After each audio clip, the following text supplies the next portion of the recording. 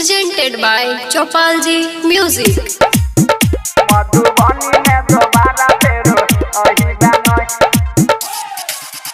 एक छौड़ा सबके पूछ के जई गानों अही गानों गे साटा पे हल गई है ना नहीं करे जे हम धरा बचियो सीधा तू धर गे छौड़ी साटा पे हल गई है ना नहीं करे जे हम धरा बचियो सीधा तू धर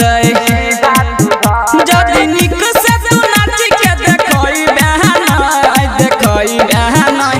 गे छौड़ा सबके खुश क के जई बहन मधुबनी में दोबारा फेरो अही बहन गे छौड़ा सबके खुश क के जई बहन मधुबनी में दोबारा फेरो अही बहन मधुबनी में दोबारा फेरो अही गानों एक छौड़ा सबके पूछ के जई गानों मधुबनी में दोबारा फेरो अही गानों गे चोली कनी छुए देना करे न तू है गे ना मालू बंगाल कछही देवर के तू देना चना देवर के तू देना चना देवर के तू देना यदि हूँ मैच के नाच के देखे बहना पैसा काट लेबो छौरी पूरा पैबाना गे दात एहन जगह धरे बहु देखे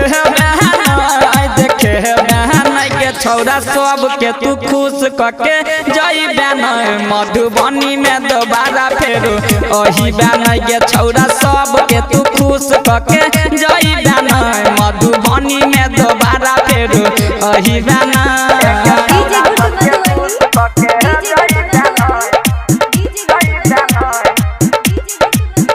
मधुबनी में दोबारा फेरो अही गानों Presented by Chopalji Music. अही गानों गे होठवा के चूस देना के करो तुरु से देना लगे छौरिया पहले नट हमरा कस देना नोट हमरा कसे देना नोट हमरा कसे और जय उमेश के यदि पजिए बहना गे जवानी के जलवा देखे बहना